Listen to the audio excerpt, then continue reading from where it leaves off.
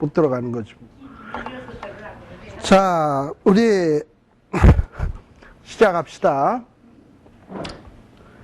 자, 35장 22절 한번 보세요. 22절에 보면 그러니까는 우연히 사람을 밀치거나 기회를 엿봄이 없이 뭐 이렇게 던졌는데 근데 죽었을 경우, 이런 경우 원한이 없다. 그래서 이런 것들을 회중이 잘 판단해야 돼요. 재판을 해서 이 사람이 정말 원한이 있지, 죽이려는 의도를 가지고 죽였는지 아니면은 정말 의도하지 않고 죽였는지 이걸 잘 판단을 해야 돼요.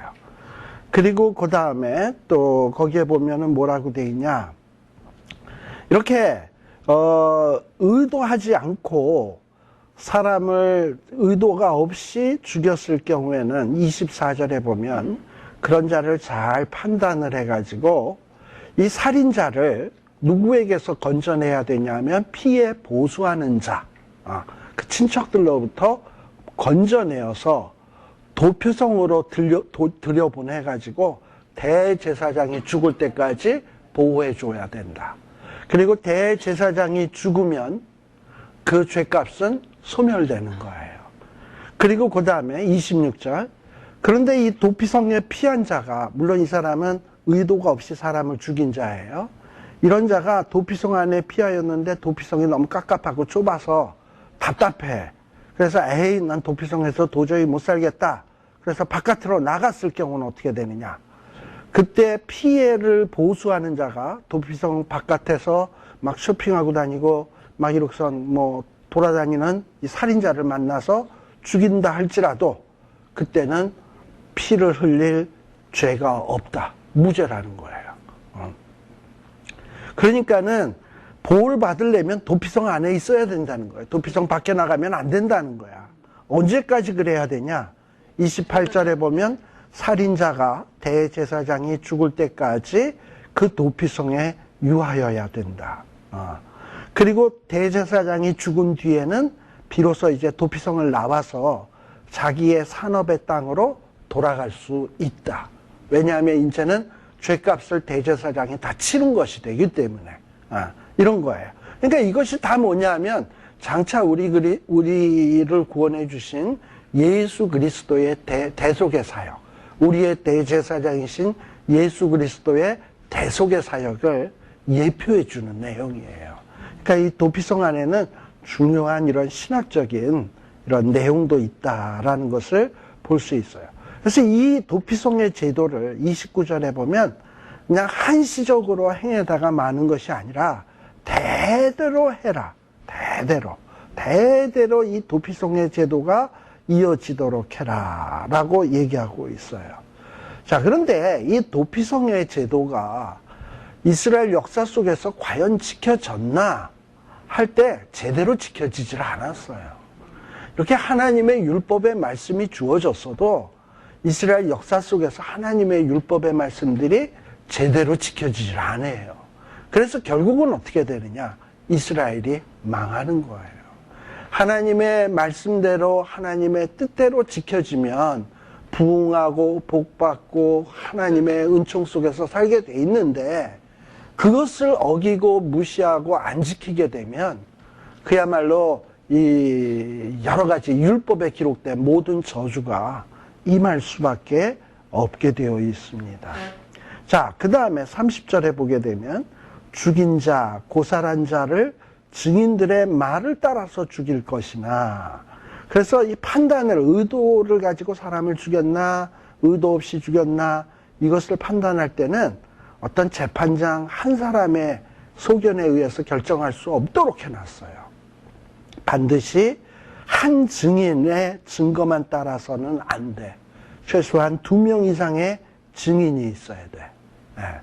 그리고 이제 이 도피성의 제도에 보게 되면 속전이라는 게 있어요. 31절에 보면 살인죄를 범한 고살자의 생명의 속전을 받지 말고 반드시 죽여라.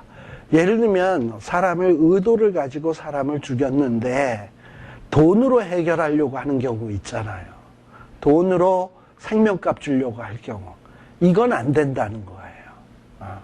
자, 그러면 의도 없이 사람을 죽였어. 그러면 그 사람은 그러면은 그냥 죄가 없는 거냐? 의도 없이 사람을 죽였어도 속전을 내야 돼. 그러니까 속전은 누구만 낼 수 있는 거냐면 의도 없이 사람을 죽였을 경우에 속전을 내도록 돼 있고, 의도를 가지고 사람을 죽였을 때는 속전도 그 사람의 속전은 받으면 안 돼. 그 사람은 벌해야 돼. 이게 또 아주 묘한 내용 가운데 하나예요. 32절, 33절 이런 거예요. 이러면서 성경의 원리 가운데는 피는 피로, 33절에 보게 되면 이 피 흘림을 받은 땅은 이를 흘리게 한 자가 피가 아니면 속할 수가 없다. 피는 피로서만 속할 수 있다라는 거예요. 근데 피가 곧 뭐냐? 생명이거든요. 이 생명을 잃어버리게 되는 이 죄값은요, 생명, 피로서만 갚을 수가 있어요. 그래서요, 우리가 사람을 여러분들 가운데 의도적으로 사람 죽인 적은 없지 않지 않습니까? 여기에. 예. 그렇게 죽일 놈의 죄를 진 적은 없잖아요. 그럼에도 불구하고 우리들은 어떠냐면 죄인은 죄인이거든. 근데 죄인은 반드시 죄의 삭은 사망이에요. 사망으로 갚아야 되지 돈으로 갚을 수 있는 게 아니야. 만일에 우리를 구원하기 위해서 하나님이 수천만 벌, 수억만 벌을 내셨다. 그렇게 해서 우리의 죄가 사할 수 있다면 우리 하나님 그렇게 하셨을 거예요. 근데 우리 하나님은 우리의 죄가 돈으로 해결될 것을 돈으로 해결 안 된다는 걸 너무 잘 아셔. 그래서 피는 피로서만 갚을 수 있다는 걸 아시기 때문에 누굴 보내신 거냐? 자기의 사랑하는 독생자 예수 그리스도를 보내셔서 십자가에서 못 박혀 죽게 하신 거예요. 그래서 우리가 그 예수 그리스도의 보혈로 말미암아 죄사함을 얻게 하신 겁니다. 그래서 결코 돈으로 해결할 수 있는 문제가 아니다. 그래서 하나님께서는 이스라엘 백성들에게 주시는 땅, 이 땅은 어떤 땅이냐? 이 하나님이 주신 땅은 정말 이스라엘 백성들에게 주신 선물의 땅이에요. 또 그리고 이 땅은 어떤 땅이냐? 약속의 증표의 땅이에요. 우리가 보통 결혼할 때 보면 어떤 사랑의 증표로서 뭘 주죠? 결혼 예물이라는 걸 주잖아. 선물 주잖아. 그래서 반지를 주잖아요. 그래서 어떤 사랑의 표시로서 반지를 주듯이 하나님께서 이스라엘 백성들을 택하시고 사랑한다라는 표식을 뭘로서 표시하셨냐? 가나안 땅을 주신 거예요. 그래서 이 가나안 땅을 받은 사람들은 하나님이 우리를 택하셨구나. 그리고 우리를 사랑한다라는 표식으로 이 땅을 이렇게 선물로 주셨구나. 이 땅은 우리 실력으로 얻은 게 아니고 하나님이 주신 것인데 이게 바로 하나님이 주신 사랑의 증표로구나. 자, 근데 이런 사랑의 증표를 받았으면 사랑의 증표는 잘 관리하고 보존해야 되겠죠. 예를 들면은 남편이 아내가 남편에게 결혼 반지를 줬는데 이 결혼 반지를 아무 데나 굴리고 다닌다든지 쓰레기통에다가 버렸다든지 그러면 그건 곧 누구를 모욕하는 거죠? 선물 준 자를 모욕하는 거잖아요. 그렇기 때문에 나를 사랑하는 자가 준 선물은 정말 잘 보존 관리해야 돼요. 그래서 우리 하나님께서 사랑의 증표로 주신 이 땅을 이스라엘 백성들이 잘 보존하고 관리하기를 원하셨어요. 그래서 그 땅에 우상 숭배의 죄로 그 땅을 더럽힌다든지 그 땅 위에다가 우상의 신전을 세운다든지 또는 그 땅을 무슨 동성연애의 죄로 더럽힌다든지 또는 살인죄로, 미움으로, 증오로, 다툼으로, 싸움으로 그 땅을 더럽히는 일을 하나님이 기뻐하지 않으세요. 그래서 서로 간혹 이제 그 땅을 누군가가 사람을 미워해서 사람을 죽여서 피 흘림으로 인해서 그 땅을 더럽혔다. 그런 자는 반드시 피 흘림으로써 그 죄값을 받게 돼 있는 거예요. 이런 어떤 제도가 바로 이 도피성의 제도 안에 있다라는 거예요. 그래서 이 도피성은 어떻게 보면은 오늘날의 우리 시대에는 없는 특이한 제도지만 이 하나님께서 이 가나안 땅에 도피성을 두신 데는 굉장히 깊은 의도와 뜻이 있다라는 거를 여러분들이 기억하십시오. 그래서 이 도피성은 첫 번째는 하나님이 이스라엘 공동체가 복수의 피로 얼룩지는 것을 방지하기 위한 사회보장제도고, 그리고 이 사회보장제도는 누가 관리하도록 돼 있냐? 레위 사람들이 잘 관리하도록 돼 있고, 그러기 위해서는 레위 사람이 건강해야 되는데 레위 사람은 누가 돌보냐? 백성이 돌봐야 되고, 또 레위 사람들이 자기의 임무를 잘 자기의 임무를 잘 수행하면 그 혜택이 또 누구에게 돌아가냐? 백성에게 돌아가는 거예요. 그래서 레위 사람들은 도피성 안에 도피성을 잘 관리하고 도피성에 도망오는 사람들을 잘 보호하고 이러도록 돼 있어요. 그리고 이 도피성은 또 뭐냐? 하나님의 일종의 보호장치예요. 사람을 의도하지 않고 죽였을 경우, 그랬는데 즉 죽을 수밖에, 원수들에게 막 쫓겨다닐 때 하나님이 보호해주는 보호장치예요. 그래서 이 보호장치 안에 있을 때 보호받는 것이지, 그 보호장치가 답답하다고 해서 바깥으로 나아가면 죽는다. 그리고 이 보호장치는 언제 이제 되느냐? 대제사장이 죽게 되면 그 사람을 의도하지 않고 죽였다 하더라도 대제사장의 죽음으로 인해서 그 죄값이 죽음으로써 갚아진다. 그때 이 살인죄를 졌던 사람은 그 다음에는 죄 없는 것으로 인정되게 된다라는 이런 것들이 장차 오실 예수 그리스도의 대속의 사역을 예표해 주는 것이다 라는 것을 꼭 기억해 주시기를 바랍니다. 제가 왜 이렇게 반복했냐? 앞부분에 녹화가 좀 제대로 안 돼서 중요한 내용만 좀 간추려서 요약해서 말씀드린 겁니다. 자, 그 다음에 마지막 36장인데, 이미 36장은 과거에 우리 26장 하면서 좀 얘기를 했어요. 근데 26장에서는 어떤 이 슬로브와 딸들이, 그 슬로브와 딸들은 자기네 집안에 아들이 없어. 근데 이렇게 되게 되면 가나안 땅에 들어가서 땅을 분배하는데 우리 집안에는 아들이 없으면 우리는 한 푼도 못 받는단 말이냐 해가지고 이제 따진 거거든요. 이때는 누가 따졌냐면 슬로브앗의 딸들이 따졌어요. 슬로브앗의 딸들이, 슬로브앗 그 자기 아버지도 죽으셨거든. 그래가지고 이 딸들이 가서 따져가지고 너네들 가나안 땅에 들어가면 땅 준다 허락을 받아냈어요. 그런데 이 36장에서도 슬로브앗의 딸들의 이야기가 나옵니다만 27장에 나오는 슬로브앗의 딸들의 이야기와 조금 다른 점이 있어요. 이번에는 누가 나와서 모세와 이스라엘 자손 두령된 족장들 앞에서 말을 했냐?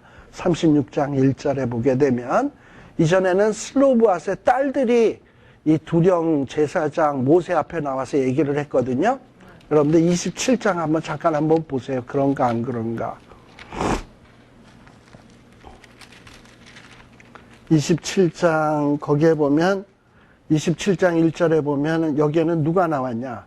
뭐 길르앗의 손자 헤벨의 아들 슬로브앗의 딸들이 나왔으니, 딸들이 나온 것으로 돼 있잖아요. 이제 어떤 이 땅 분배의 문제에 대해서 따지기 위해서 딸들이 나왔어요. 그런데 이번에는 36장에 보게 되면 누가 나왔느냐? 딸들이 나온 게 아니라 요셉의 가족 중 므낫세의 손자 마길의 아들 길르앗의 자손 가족에 누가 나왔어요? 두령들이 나왔어요. 두령들이 나와서 이제 슬로브앗의 딸들이 나온 게 아니라 모세와 이스라엘 자손의 두령된 족장들 앞에서 말을 했다라고 되어 있습니다. 자, 앞에는 슬로브앗의 딸들이 나와서 얘기를 했는데 이번에는 누가 나왔냐? 두령들이 나와서 얘기했어요. 자고로 부모가 돌아가신 다음에 그 유산, 재산 상속 이런 문제에 있어서는요, 형제도 없고 자매도 없고 눈에 쌍심 지키고 불을 켜고 따지고 드는 게 이게 사람인가 봐. 근데 이제 하나님께서 가나안 땅을 딱 점령하고 난 다음에 땅 분배, 재산 분배잖아요.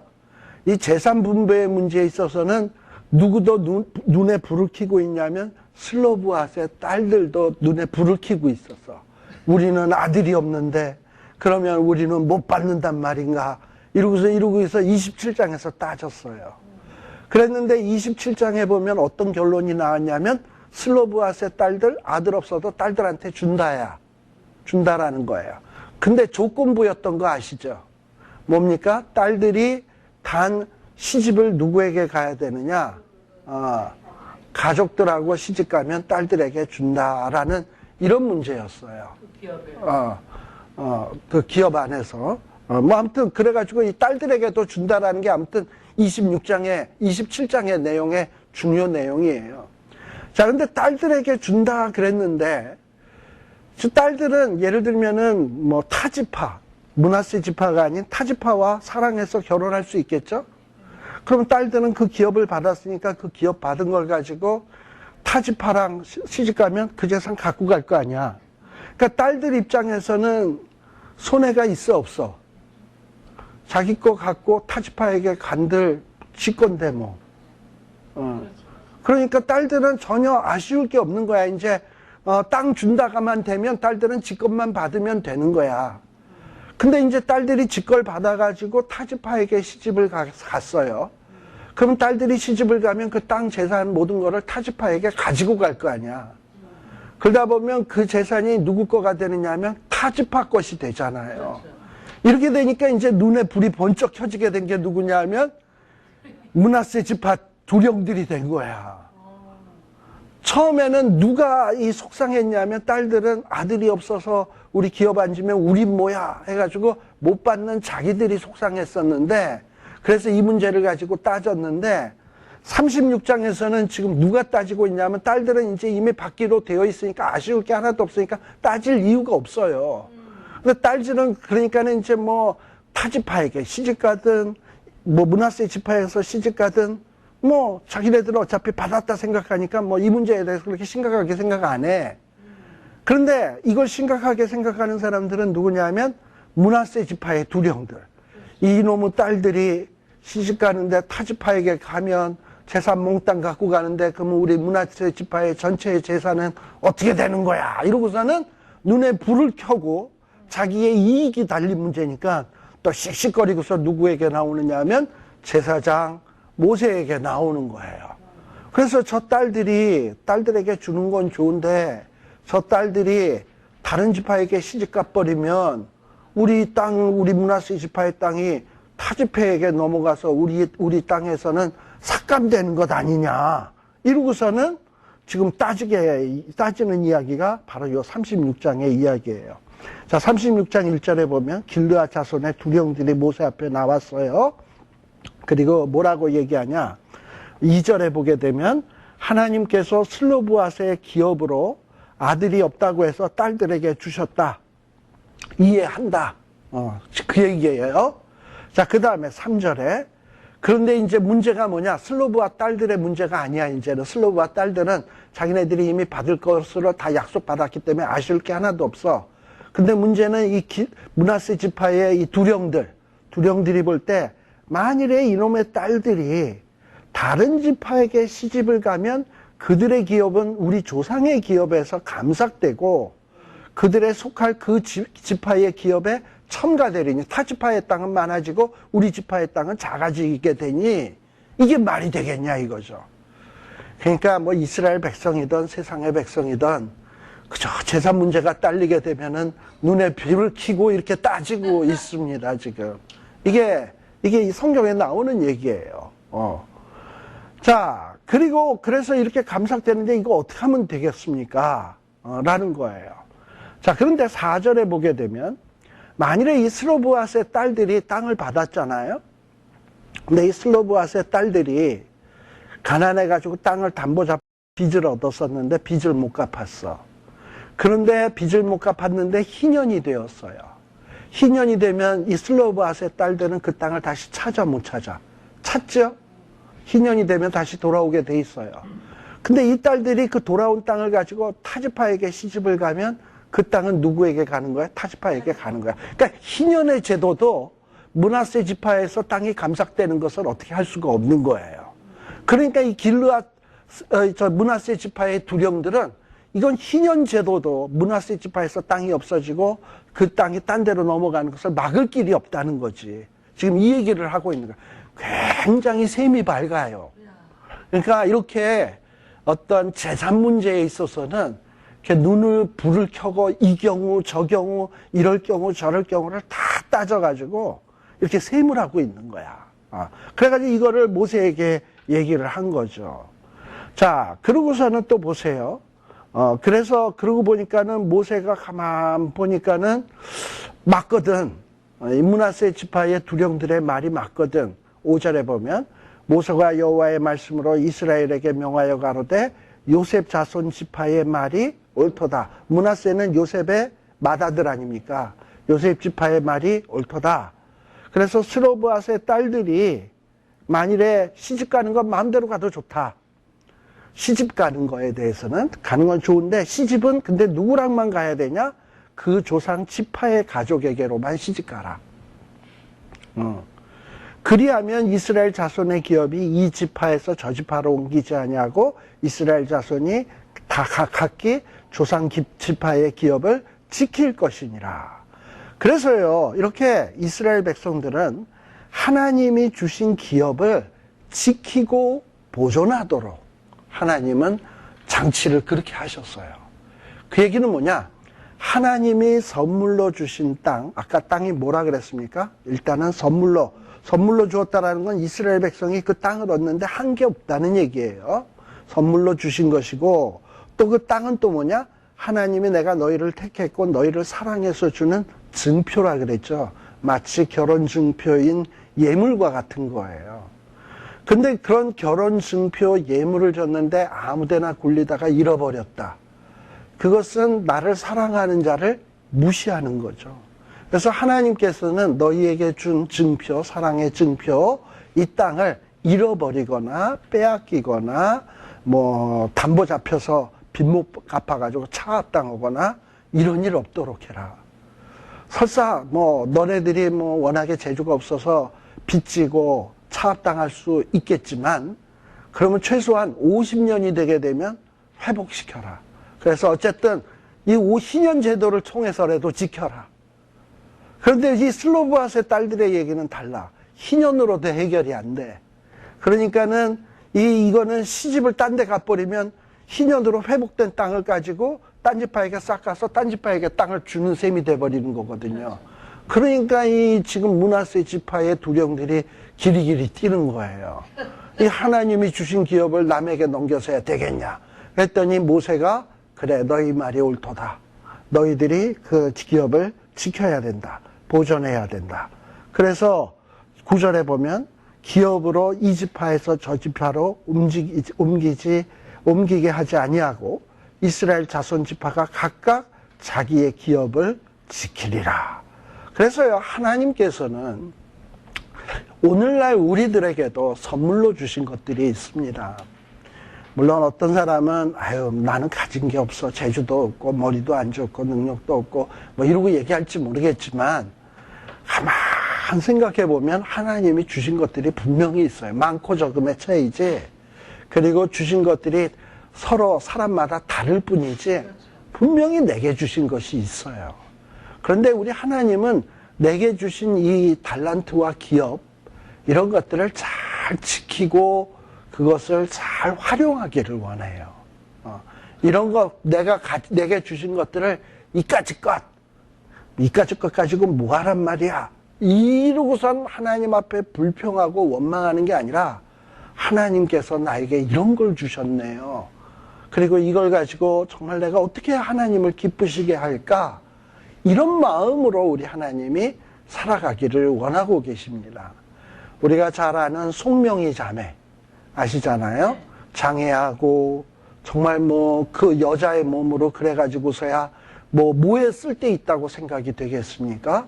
근데 그 송명희 자매가 하는 얘기를 보면 난 남이 못 본 것을 보았고 난 남이 갖지 못한 것을 가졌고 이런 식으로 노래의 가사를 하고 있잖아요. 그러니까 송명희 자매는 남들이 볼 때는 불쌍한 장애인으로 보일지 모르지만 본인은 하나님 앞에서 하나님이 내게 이런 걸 주셨구나, 이런 걸 주셨구나. 그걸 귀하게 여길 줄 알았던 거예요. 그리고 그걸 가지고 그는 장애인이라는 그 달란트를 가지고 쓰임받는 하나님의 종 아닙니까? 멀쩡한 사람이 난 남이 없는 것을 보았고, 뭐 난 보지 못하는 것을 보았고, 이러고 얘기해봐, 멀쩡한 사람. 그럼 그게 말빨이 되나? 안 되잖아요. 그녀가 가진 어떤 특이한 것을 가지고, 뭐, 2배, 3배, 5배, 몇 배의 그 가치를 발휘하고 있는 거잖아요. 그거를 우리 하나님이 원하시는 거예요. 각 지파들이 자기에게 주신 것을 잃어버리지 않고 소중히 여기면서 그걸 가지고 가나안 땅에서 싸우는 거야. 악과 싸워서 악을 정복하고 가나안 땅의 악한 자들을 몰아내고 그 땅을 선한 땅으로 만들고 이러기를 원하시는 것이 이게 하나님의 뜻입니다. 그래서 민수기에서 싸움에 나갈 자를 계수하고 싸움에 나갈 자들에게 가나안 땅을 주시고 그런 겁니다. 그래서 우리에게 주신 이 기업에 대한 생각을 우리가 해야 됩니다. 자, 근데 이 기업이라는 게 지금 이 슬로브와 딸들이요. 이미 받은 땅입니까? 아직 받지도 않았어요. 받지도 않았는데 지금 이 문제가 거론된 거예요.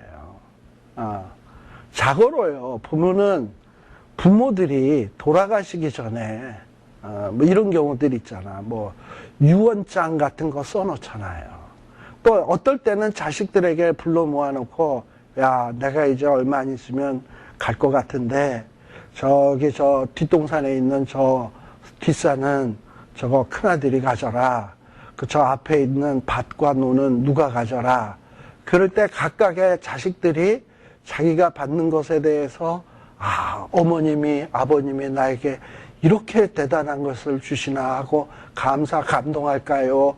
누구는 저거 주고 왜 나는 요거 줘? 이럴까요? 그렇게 돼, 인간.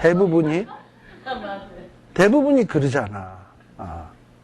대부분이 그래요. 그래서 뭔가 부모님들이 돌아가시기 전에 어떤 자식들에게 어떤 분배에 대한 얘기를 좀 하게 되면 자식들 간에 벌써부터 분쟁이 일어나는 것을 볼 수 있어요. 어떻게 보면 이 슬로브앗의 딸들의 이야기도 그런 냄새가 좀 나. 뭐 어련히 하나님이 가나안 땅 정복하면 주시지 않겠어요. 근데 슬로브앗의 딸들은 어떻습니까?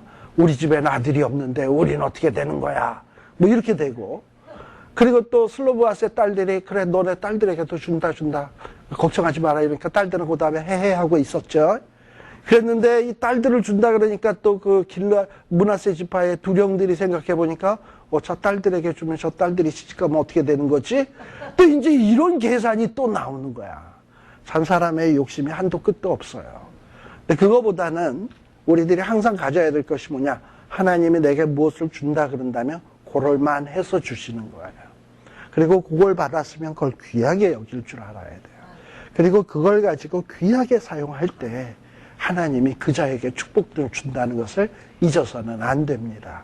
자, 그런데 이 민수기의 슬로브앗의 딸들의 얘기가 여호수아 17장에 보시게 되면 여호수아 17장에 보세요. 거기에 보면은 17장 1절에서부터 보게 되면 이게 제대로 이루어져요. 17장 1절에서부터 6절까지를 보게 되면 므낫세 지파를 위하여 제비 뽑은 것은 이러하니라. 그러면서 이 슬로브앗의 딸들은 므낫세 지파의 후손들 아닙니까? 그러면서 므낫세는 요셉의 장자였고 므낫세의 장자 마길은 길르앗의 아비였다. 그러고서는 그 길르앗과 바산을 얻었는데 2절에 보면은 므낫세 남은 자손들을 그래서 이 길르앗과 바산이라고 하는 땅을 놓고 므낫세의 자손들 가운데도 가족들이 있잖아요. 그 가족들끼리 또 공평하게 하기 위해서 어떻게 하느냐? 제비를 뽑았어요. 제비를 뽑아서 각 가족별로 또 나누어 줬어요.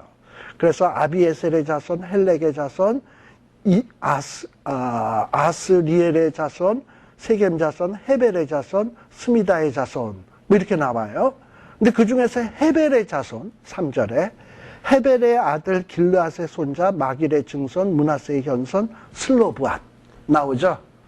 슬로브앗이 드디어 민수기에 나왔던 슬로브앗이 여기 또 나옵니다. 그래서 이 슬로브앗은 아들이 없고 딸뿐이요. 그러면서 그 딸들의 이름이 쭉 나오는데 이 딸들에게 4절에 보게 되면 이 딸들에게 기업을 줘라 라는 명령을 따라 그 땅을 여호수아서는 여호수아 17장은 가나안을 이제 정복한 뒤죠. 정복한 뒤에 그 약속대로 기슬로브앗의 딸들에게 땅을 주는 거예요. 그래서 이 땅을 주게 됩니다. 그래서 이 하나님 앞에 순종할 때 하나님께서 약속하신 것을 얻을 수 있다라는 것도 우리들이 생각해 볼 수 있습니다. 아무튼 이렇게 해서 민수기가 끝이 나고요. 다음 시간에는 민수기 끝나고 신명기의 말씀을 우리가 살피도록 하겠습니다. 이 신명기도 굉장히 중요한 성경 가운데 하나입니다. 근데 뭐 신명기를 보다 보면은 좀 이게 그거 같고 이 말이 저 말 같고 한 말 또 하고 한 말 또 하고 이러는 듯한 생각이 드는데, 근데 굉장히 신명기는 구약 전체 성경 또는 신약 전체 성경의 어떤 중요한 이 주춧돌과 같은 역할을 하는 성경 가운데 하나입니다. 그래서 우리가 다음 시간서부터는 또 이 신명기의 말씀을 살피도록 하겠습니다. 기도하겠습니다. 하나님 아버지 감사합니다. 그동안에 우리에게 이 민수기의 말씀, 그동안에 딱딱하게만 여겨지고 우리와 별 상관없이 여겨지던 이 말씀을 차근차근 살필 수 있는 은혜와 시간과 또 우리의 열심을 주심을 감사합니다. 이런 식으로 우리들이 하나님의 말씀을 꾸준히 읽고 배우고 익혀서 이 땅 위에서 사는 동안 하나님의 백성다웁게 하나님의 주신 사명 감당하면서 살아가는 저희들이 되게 하여 주시옵소서. 예수님 이름으로 기도드리옵나이다. 아멘. 마치겠습니다. 수고하셨습니다.